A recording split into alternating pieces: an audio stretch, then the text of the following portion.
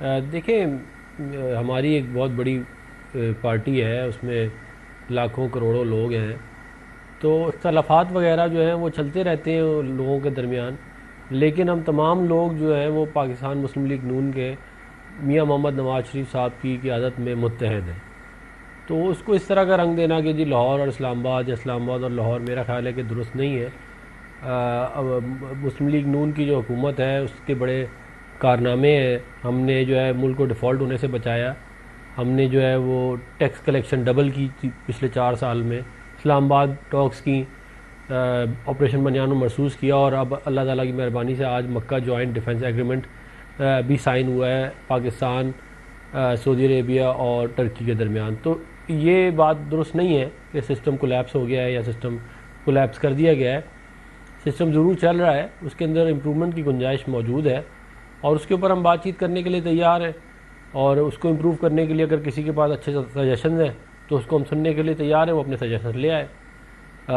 जहाँ तक इलेक्शन का ताल्लुक़ है, तो देखें, जो खाली ये जो इलेक्शन एजेके का हुआ, ये इससे पहले अगर आप बाई इलेक्शंस पे भी चले जाएं तो मुस्लिम लीग नून ने बाई इलेक्शंस भी स्वीप किए थे। इवन जीबी का इलेक्शन भी हम बहुत करीब करीब हैं, हमारे तहफ़्फ़ुज़ात थे बल्कि 2 सीटों के ऊपर, उसके बावजूद हमने उस रिज़ल्ट को एक्सेप्ट किया। तो कश्मीर का रिज़ल्ट मेरे लिए हैरानकुन नहीं है, क्योंकि पंजाब में चीफ़ मिनिस्टर मरीम नवाज शरीफ साहिबा की एक्सेप्शनल परफॉर्मेंस है, और उस परफॉर्मेंस के नतीजे में हमें डिविडेंड्स मिल रहे हैं इस सूरत में कि हमारी पॉपुलैरिटी बढ़ रही है।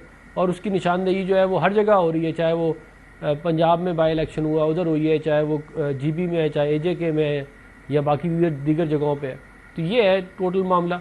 अब बहुत सारे हमारे मुखालफिन को जो है ये वाली बात हज़म नहीं हो रही, तो वो फिर अपनी अपनी जो है वो बातें कर रहे हैं। उनको इजाज़त है, बिल्कुल अपनी बात कर सकते हैं।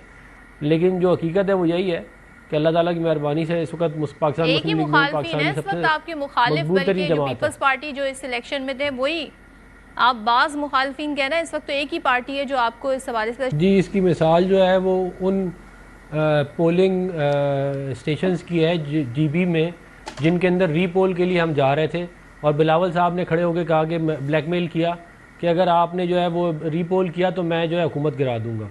और उधर 90% पीपल्स पार्टी के हक में पड़े हुए हैं, और इसलिए उधर रीपोल इन्होंने नहीं होने दिया, वरना ये 2 सीटें हार जाते और हुकूमत इनकी ना बन पाती। पहली बात। दूसरी बात, देखिए, कश्मीर के अंदर हमारा पीपल्स पार्टी के साथ मुकाबला ही नहीं है, क्योंकि हम 2/3 मेजॉरिटी हमें मिलने लगी है। अगर इनकी वहाँ पे कोई वोट होते तो ये कोई हमारे से, इनके 500 वोट कहीं पे निकल रहे हैं, कहीं पे 600 वोट निकल रहे हैं, कहीं पे 200 चौथे नंबर पे आ रहे हैं, छठे नंबर पे आ रहे हैं। कुछ सीटें ऐसी ज़रूर हैं जिन पे इनका हमारे साथ बड़ा मुकाबला था, इसमें कोई शक नहीं है। इसीलिए मुजफ्फराबाद की जो 9 सीटें थी उनमें से 4 पीपल्स पार्टी जीती, जिसको ये कह रहे हैं ना धांधली शुदा इलेक्शन है। 4 उधर ये जीते और 5 हम लोग जीते।